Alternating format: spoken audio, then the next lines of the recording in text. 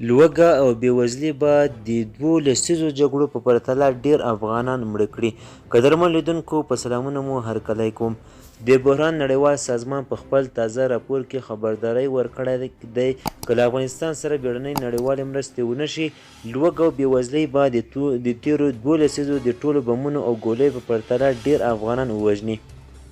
د دغه سازمان په راپور کې ویل شوي دي چې په افغانستان کې د خونړۍ جګړې له ختمېدو سره د افغانانو کړاوونه ختم شوي نه دي.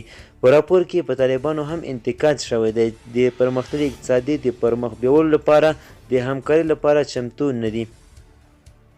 خو نړیوال بسپنه ورکوونکي هم ګرم بلل شوي دي چې له بیړنیو مرستو پرته یې نورې ټولې مرستې بندې کړي چې د راپور په اساس په افغانستان کې د ناورین تر ټولو لوی لامل دی. ملګرو ملتونو هم خبرداری ورکړی که له افغانستان سره بیړنۍ مرستې ونه شي، د هیواد به یو لوی بشري ناورین وزېږوي. امریکا کابل ته د طالبانو ننوتلو وروسته د افغانستان څه باندې 9 میلیارد شتمنۍ کنګل کړې دي.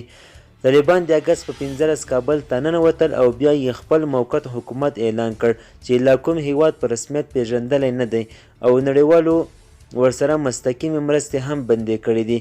خو د کړکېچ نړیوال سازمان له نړیوالو غوښتي دي چې له افغانستان سره د مرستو په برخه کې په خپلو تګلارو بیا کتنه وکړي. راپور وايي نړیوال سیاسي لوبغاړي باید دغه برخلیک ټاکونکي پرېکړې ته بیا کتنه وکړي او د مهمو عامه خدماتو په بیا رغولو کې له طالبانو سره د کار کولو لارې چارې ومومي تر څو د داسې ناورین مخه ونیسي چې پړه به یې ډیره د دوی پر غاړه و. دا مهال یو شمېر هیوادونه او نړیوالې ادارې له افغانستان سره بشري مرستې کوي.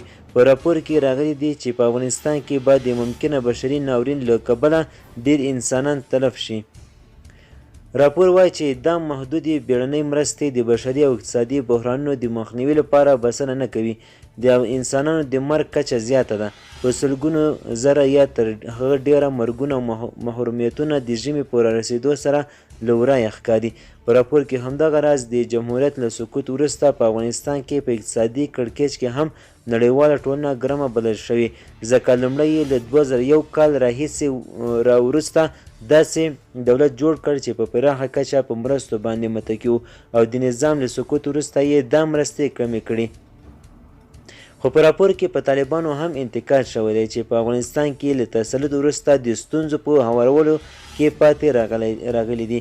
راپور وایي د دغه ناورین مسؤلیت تر ډیره طالبان ته هم ورګرځي، ځکه دوی ونه شو کولی چې هغه اړین ګامونه واخلي چې د بسپنه ورکوونکو لپاره مهم دي. له دې جملې څخه د ټولشموله حکومت جوړول او نجونو ته د تعلیم د حق په شمول نورو بشري حقونو ته احترام شامل دي.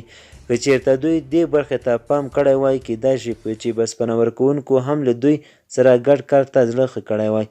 قدرمن لیدونکو زموږ خبر تر همدې ځایه و. د لا زیاتو معلوماتو لپاره زموږ چینل سره سبسکرایب کړئ. مننه.